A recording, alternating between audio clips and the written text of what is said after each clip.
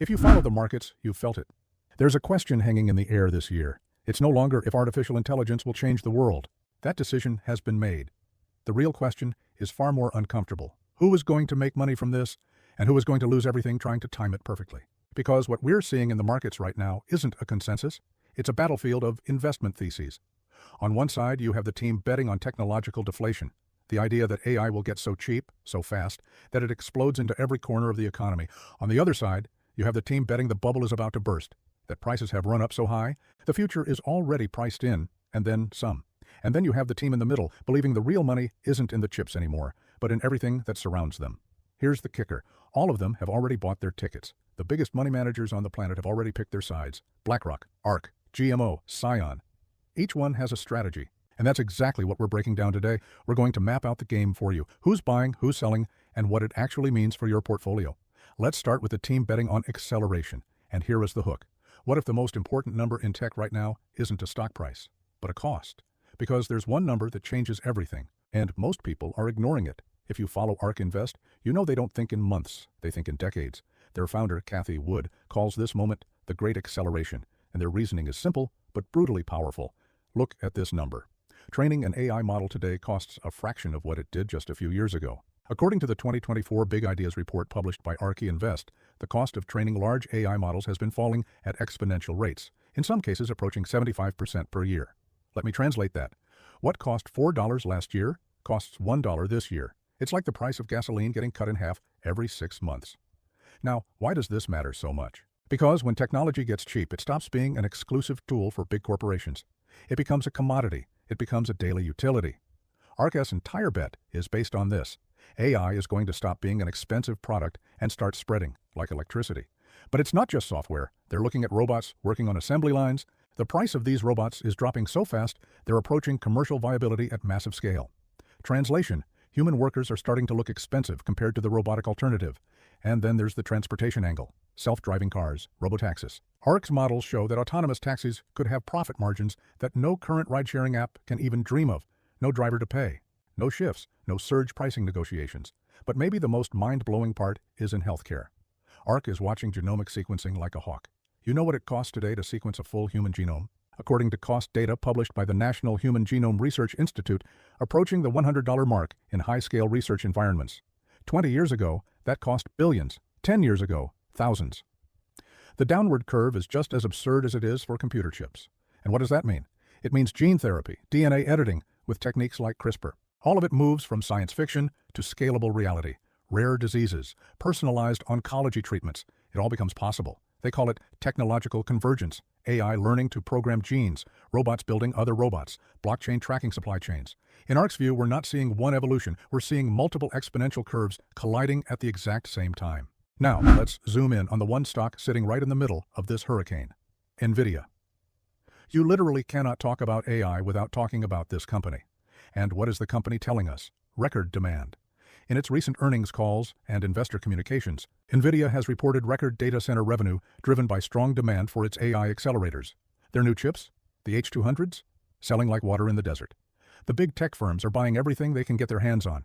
NVIDIA's message is strictly long-term. They compare this moment to the iPhone adoption cycle. I remember when people mocked the first iPhone for not having a keyboard. Plenty of people thought it was a passing fad. The ones who held Apple stock for 5-10 years, well, you know how that story ends. Same thing, they argue, will happen with AI. Short-term volatility, day trading, they call it a distraction. A distraction for anyone trying to build actual generational wealth. But here's where it gets complicated. Because there is a catch the size of a continent in this story. China. The Chinese government has made it clear. Local companies must prioritize domestic chip makers, national security, technological sovereignty, call it what you want. The bottom line is, NVIDIA is caught in geopolitical crossfire, and the revenue they expected from China, analysts cited by Reuters, now put the odds of it materializing as expected at maybe 50%. It's a coin flip. Half of what they hoped for could simply vanish. Has the company felt the impact yet? Not fully. But the market hates uncertainty. And that brings us to the other side of the ring. The man who saw the 2008 housing crash coming years before anyone else, he's betting against AI, Michael Burry. The guy from The Big Short. But forget what you saw in the movie. His portfolio today is lean, disciplined, almost surgical. According to the most recent Form 13F filing submitted to the U.S. Securities and Exchange Commission by Scion Asset Management in 2026, he has only 8 positions disclosed in public filings, and 2 of them are short bets against AI companies. That means he's betting on them to fall. Now pay attention to the rest of the portfolio. He has long positions in 5 assets, but not in shiny tech, in companies he believes are mispriced. Essential systems. Things the market ignores because everyone is staring at the bright shiny objects, and he has 1 position in preferred shares. That's important. Preferred shares give you priority for dividends or in a bankruptcy. He's not looking for excitement. He's looking for protection. And cash? He has plenty. His fund, Scion Asset Management, is building reserves, low leverage, immediate liquidity. What does that tell you about his view? Burry's strategy isn't to make money right now. It's to survive whatever is coming next. His central thesis is simple. The market is priced on hype, on promises of the future, on beautiful narratives. But eventually, the metrics of financial reality show up. Operating cash flow, real revenue generation. That's when reality bites. He's done this before. With housing, with banks, with tech. His philosophy is the margin of safety. Buy cheap, hold cash, and wait. Wait for the panic to become opportunity. Now here's the fascinating part. Burry has a specific short position against NVIDIA, and NVIDIA did not stay silent. They issued memos to Wall Street analysts, responding point by point to the criticisms. What does Burry criticize?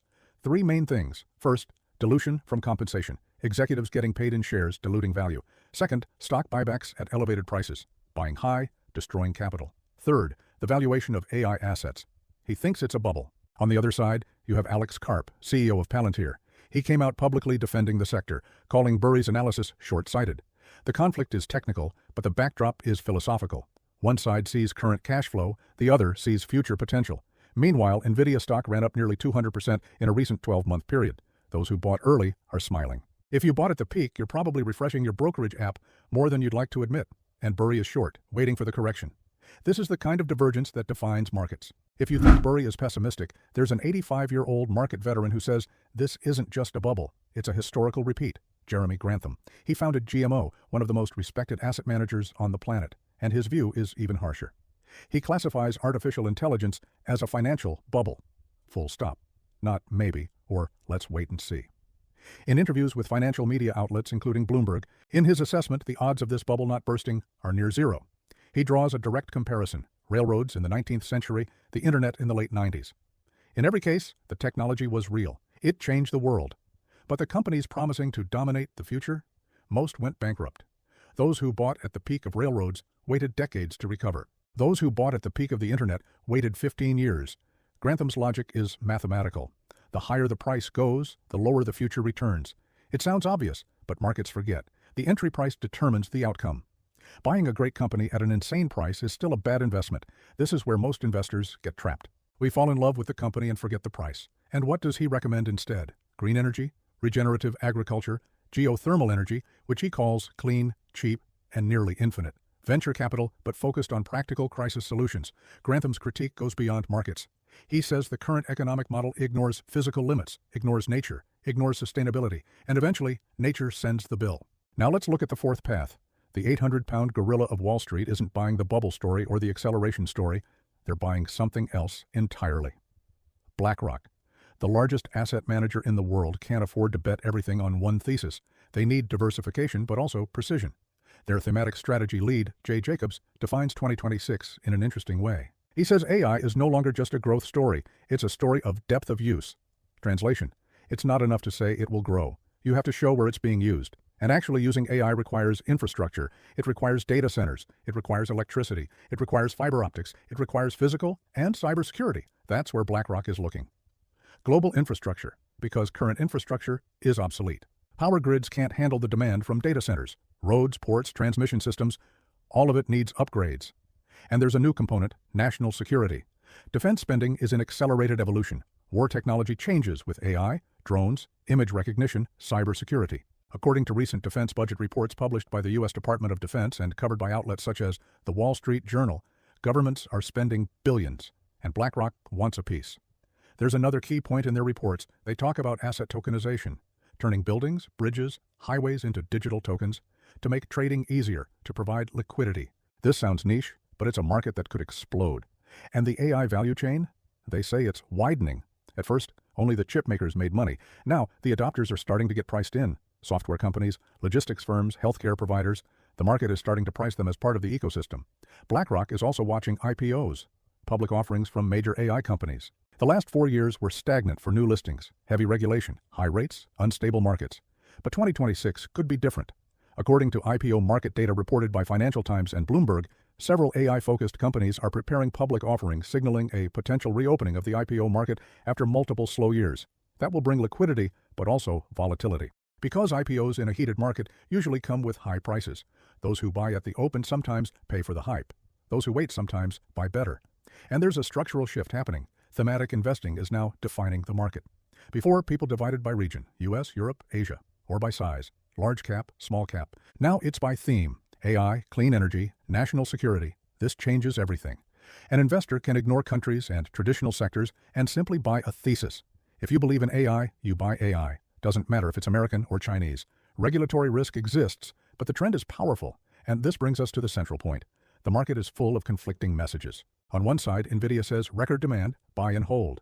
On the other, Reuters reports geopolitical restrictions. On one side, ARK sees a future of robots and cures for diseases. On the other, Grantham sees a historical repeat of a crash.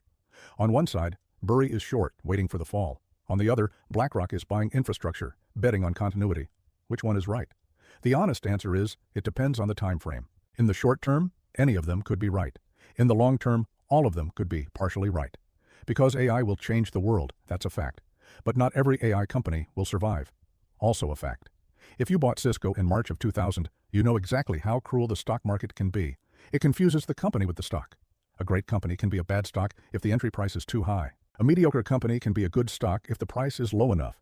What are Burry, Grantham, ARK, and BlackRock doing? They are buying tickets for different scenarios.